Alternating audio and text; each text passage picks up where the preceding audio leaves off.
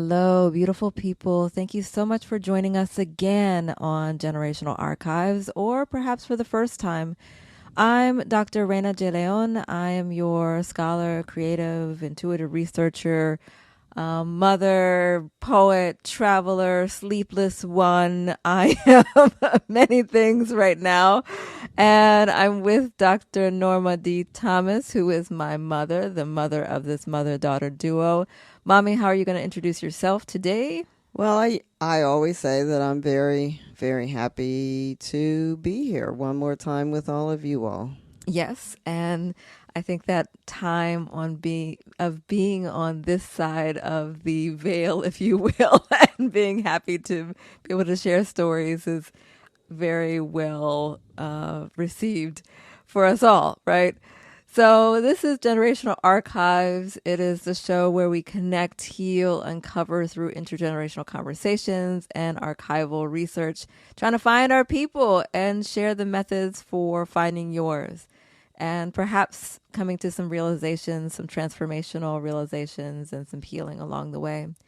So, one of our practices as we begin, or that we've been holding for a good while now, is a check in question. And this one is: can you recall a magical moment of your childhood? And the reason behind that one is that, again, there are some things that the documents don't hold. You will never have a document other than perhaps a journal entry that someone has kept to recount how one was able to see the world as a child. And other than a story or, again, a journal entry, if that's written down. So these are good questions to ask of your people because they won't be written in a census document, for example, to ask and to share on. So can you recall a magical moment of your childhood, Mommy? Well, I don't know if it's so magical, but growing up at the base of two hills surrounded by woods, I spent a lot of time by myself in a little space that I had carved out in the woods, a little bit away from the yard, and I pulled up all the grass and the weeds, and it was like my outdoor house. I had utensils out Huh. there and plates and things, some of which were probably found because my dad used to be a junker in between work when he would get laid off. So I don't think these were things that I took from the house. I think they were things that I found out in the woods. And I had this whole little space all to myself. Wow. Now, the reason that was bizarre is I don't like bugs and I don't like snakes. So why I was sitting out in the woods with this little carved space for myself, I have no idea. But because I had a large family, maybe it was my little escape to be all by myself out there in that little space that I'd carved out for myself, like a house sitting out there in the woods. Next time we go to Uniontown, you have to point out where this was. Oh, Do you I think can. you? Oh, yeah, I know exactly where it was. That's amazing. I have never heard this story before. I've never heard this. So I'm so glad that I asked that question. For me, the response, I have two we were talking about before we began recording.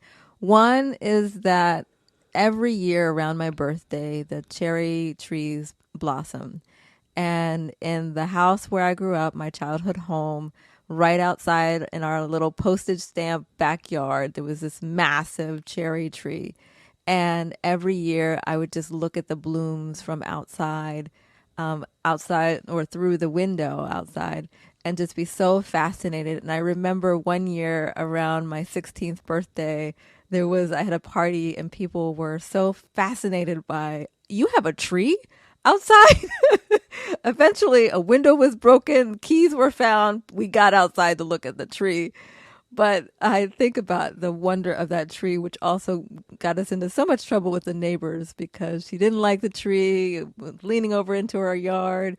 It made a mess with all the petals. They were too beautiful, I suppose. but she even cut a branch of it, and that created conflict. But that tree, I also thought about Uniontown. I thought about going to, it must have been a family reunion, which is so poignant because that's what we're about to talk about.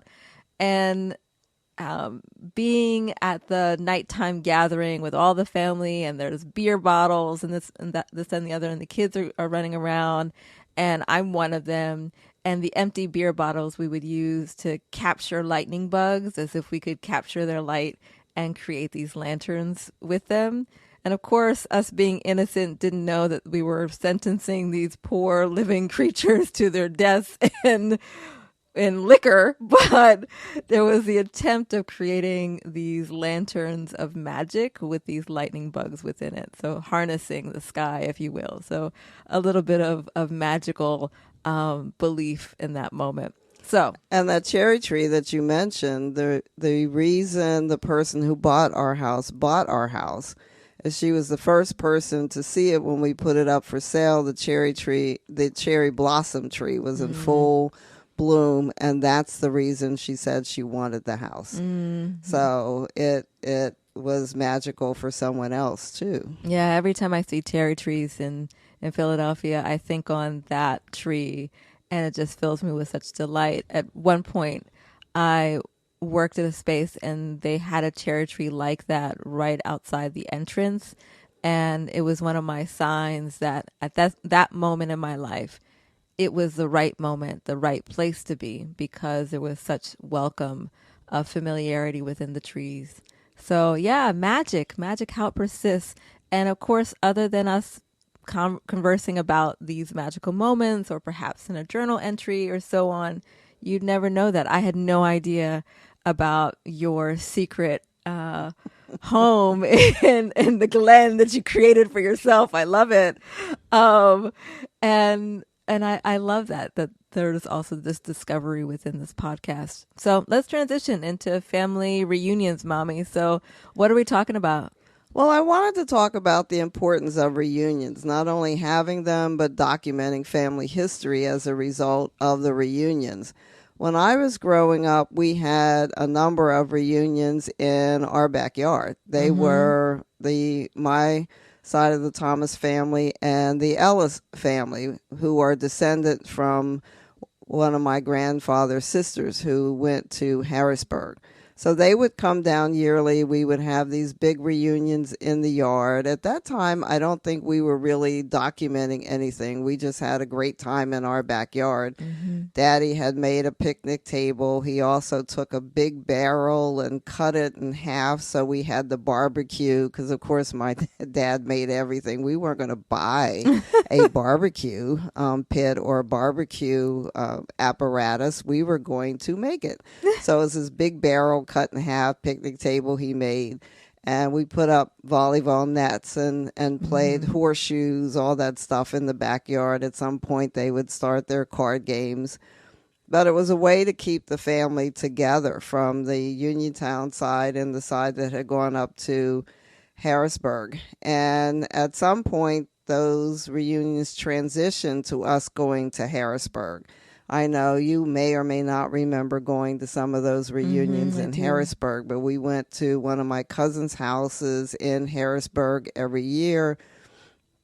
At some point, we did bring the reunion back to Uniontown, 2011, actually. I lived in Uniontown. We brought the reunion back to Uniontown for two years, 2011 and 2012. And I believe it was that next year, or maybe the year after that, we actually went to Connecticut, because a branch of the Ellis family, there's a large number of people in Connecticut. And we had a reunion in Connecticut. But there's a few attempts to document a little bit about, it wasn't so much the history of the family, it was addresses and phone numbers that we gave to each other. But it wasn't until 2018 that multiple sides, in quotes, of the Thomas family got together and had this massive family reunion. For years in Uniontown, the Thomas family, the different branches had their own reunions. And when I moved back to town, there were two other cousins, myself, Ken Tarpley, and Bishop Leonard Tucker, who would see each other in the street and say, you know, we need to get together for a family reunion. We need to get together for a family reunion. And I came back in 2007. So these discussions kept going on about this big family reunion. Well, we finally pulled together a committee, and in 2018, we pulled this thing off. And it was huge. I think we stopped counting at 300, almost 400 people. Wow. I mean, it was huge, the number of people who came to be with us in this park. And it was so many that you wish you had the time to talk to everybody about how we're all related. But we at least did pull together documentation about the family, make sure that people had some information, put it in the local library so that people looking for their family could find it. And that was the first time that all branches of the family came together. In 2019, we did it again. And then the pandemic, the infamous pandemic hit. And so we didn't do it again until 2022. So each year the numbers go down a little bit. But as we talk and find out more of our history, we revise it. We have always talked about being descendants of brothers. They were probably close cousins is what it's starting to look like. But they clearly were close because they named each other's kids after people in the family. I mean, they're very close. They might be brothers, but it looks like they are descended from different brothers and probably are, you know, very, very close cousins. And so it's also been fascinating to revise the history, ask people how we're related. Usually we carve out a space in the reunion so that we can talk about our family history. So it's a party with a purpose. It is to get the family together so we stay together as a family, but also to share our history because we don't want us as the elders. And it's interesting that I'm now one of the elders in this family to be the only ones that know the history. We want everybody to know the history. And again, we make an effort to leave that at the library too. So other people who are trying to go on this journey don't have the same difficulty that we often had. And we get together the information that everybody has about their family, try to put it together so that we have this history of our family. And it's important, as we've discovered, in family reunions to document the history. So, because we have found a lot of our information from other people's reunions because they have documented the history. And some of it we have put up on Ancestry. I know that this massive document that we have on the Thomas family would be a little much to put up on Ancestry because it's I can't tell you how many pages. It's many, many, many, many, many, many pages. But to know that we have it and that we've shared it is really important. So I don't know if you remember any of these reunions, Raina, and some of your thoughts about going to reunions. I was just recounting, right? We started with the lightning bugs, and that being, I believe, at a family reunion, and a lot of joy and kids again running around, and the nurturing and welcome of truly intergenerational conversations. And I remember, as you were noting the games that we played, like trying to play, it wasn't volleyball, but what is the one with like the little teeny ball and the net that's kind of attached to it? Badminton. Yeah. There were a few of those going around, and playing with the horseshoes down the way, and just gathering all together and having so much fun. And I think about my cousins who were my second cousins, first cousins, all together. And I think about how my husband, Mateo, has like two cousins, first cousins. And when we got married, even just doing our list of who was gathered and how many cousins I have on both sides. And yes, because I had tried to invite all these people, and you were yeah. like, "Take them out, Mom. Take them out." I was like, "But they're all your family." No, we can't invite all these people. Yeah, my original first draft list was over 300, and I realized that there's just no way we didn't have enough money for that. I had to take everybody off, and then you tried to add more people, and I was like, no, it's too big. We don't have enough money for that. It's going to be a smaller wedding of 100 people.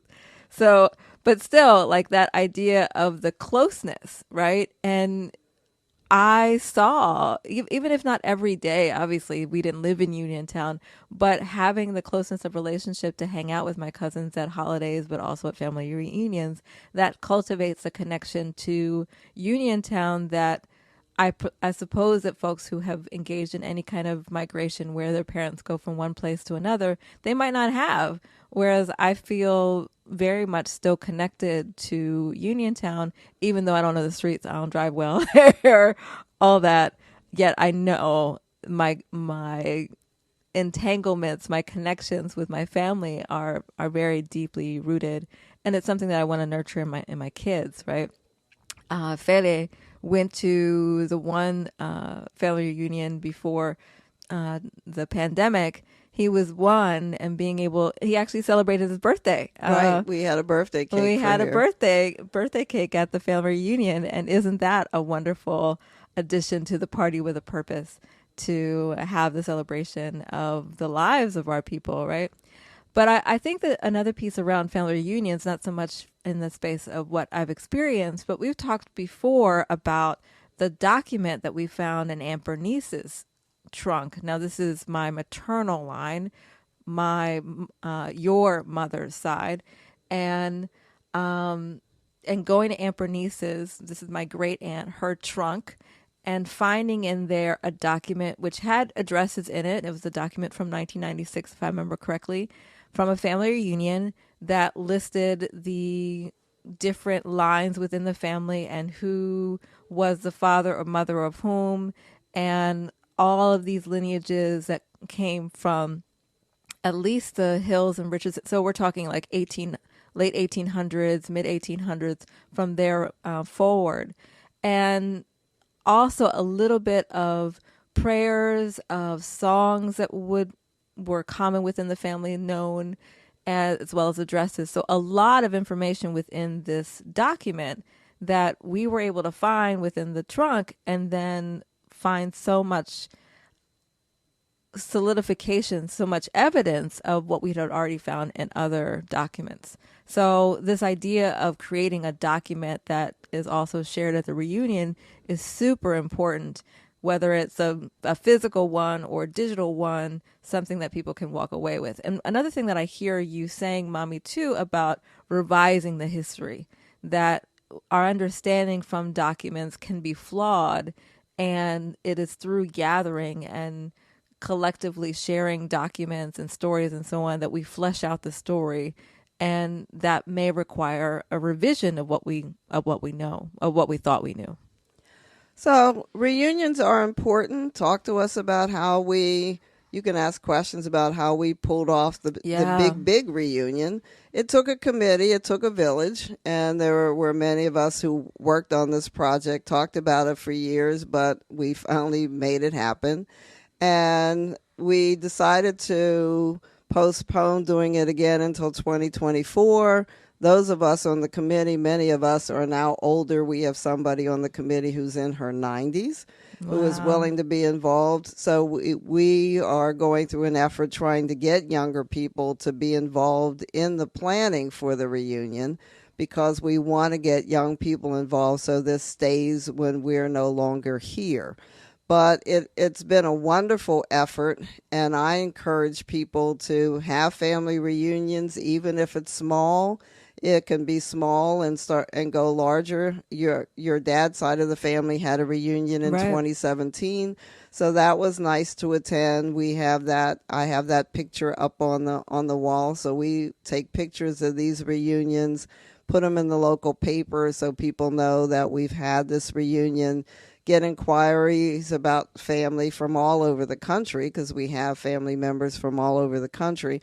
But it's important to document the fact that you've been in a place, what you contributed to the place, and to always remember all those folks who have gone before us, because we have done that at past reunions too, had a remembrance table our first year. Yeah. So it's very important to keep up with your history, to keep up with your family, to document all of this, and to have the reunions. I did find a CD. I think we took this off of Super 8s that my dad had, because he used to do a lot of filming with Super 8s, some of which got lost. So that's one of those sad things that we have to make sure that when we have this information, we preserve it. But one of them was the reunion, and I believe my sister Faith was able to retrieve that from the Super 8s. We have shared it with other people.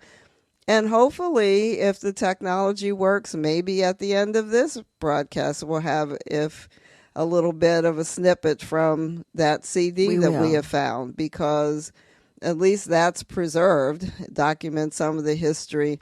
The sad thing is a lot of the people on those videos are not here anymore, but it's a blessing to be able to also see them and have that. So preserve your history, share that history, and have family reunions. Be the one that decides, I'm going to get family together and have a family reunion. It doesn't have to be 400 people. That was massive. I don't know how we pulled that off. And again, at one point I stopped counting, because it was like, I'm not counting these people anymore. I don't know who's here. But it was wonderful. It was wonderful. And people do look forward to it. And we will do at least the Thomas reunion again in 2024. So I'll uplift around the tech part of it too. We will have a piece from the family reunion in the YouTube version of this podcast, just a little clip. And that's another thing that the documents won't hold, which is how people move, how they walk in the world. When someone might say to you, oh, you act like, or you sound like, or you walk like that person over from our family. Well, one way to see the evidence of that, to see yourself or them within you, is to look at a video. And I want to encourage people who are taking video with their phones. Sometimes everything lives on your phone, Right. But what happens if it breaks? What happens if it's lost? Make sure that it's stored in the cloud, whatever your device allows you to do with that. And share those videos with people from the family reunion and so on. It's not just for you. Like, of course, you've video recorded something for you, but if you have a video of a family reunion or someone recounting story, share that with your people, of course, with the permission of the person that you have recorded. And the other thing that I wanted to uplift is around, you mentioned a committee member who's in their 90s for the family reunion, and the desire to bring other generations, younger generations, into the committee. That is so important. And sometimes a family reunion can be inaccessible to our elders. And so for those who are thinking about planning something, how are you making sure that those folks who, for mobility purposes, for their own health purposes, can't leave their homes very easily, or would love to be there, but their timetables as far as like just how they operate in the world is different. Like, you want to do an evening event and maybe that's not going to be approachable for them. So thinking about how to integrate folks through like Zoom technology, or recording folks beforehand so that their voices and presences can be felt within the community, or thinking about the choices in your venues, making sure that they're physically accessible to community members, family members, just how to make sure that everyone is really welcome. And that also includes the youngest among the family. So if your family reunion is in a place where, for example, there might be a pool but no lifeguard, that's not going to be the safest for the youngest of children who don't know how to swim. How are you going to mitigate that? Thinking about activities for the youngest of us too, of if everyone is gathered and all of the activities are adult focused. Like there are no coloring things or bubbles or that kind of thing where people can play, young people can play, elders can play, everyone can play, then the youngest might not feel very welcome and may feel on the outside. So just thinking about how we can gather and the community so that there is a true welcome and those stories, those connections can be fostered and shared. So that is our podcast for today. Again, thank you so much for listening to Tell Generational us about Archives. your family reunion. Yes. Like and subscribe, and of course, comment on your family reunion traditions and how you get it going, how you keep it going, all of that. And if you have questions too about how to get it going, how to keep it going, we are available to share some ideas too. And let's see. So if you like what you've heard, again, like, subscribe, share the news. And you can also support us on Patreon and under Generational Archives. Of course, we would love to have your support. But we already have your support with your listening ears. So a way to also support is to, again, share the news. So thanks so much for listening. And Mommy, do you have any parting words? No, we'll just see you next week. See you next week. Bye-bye.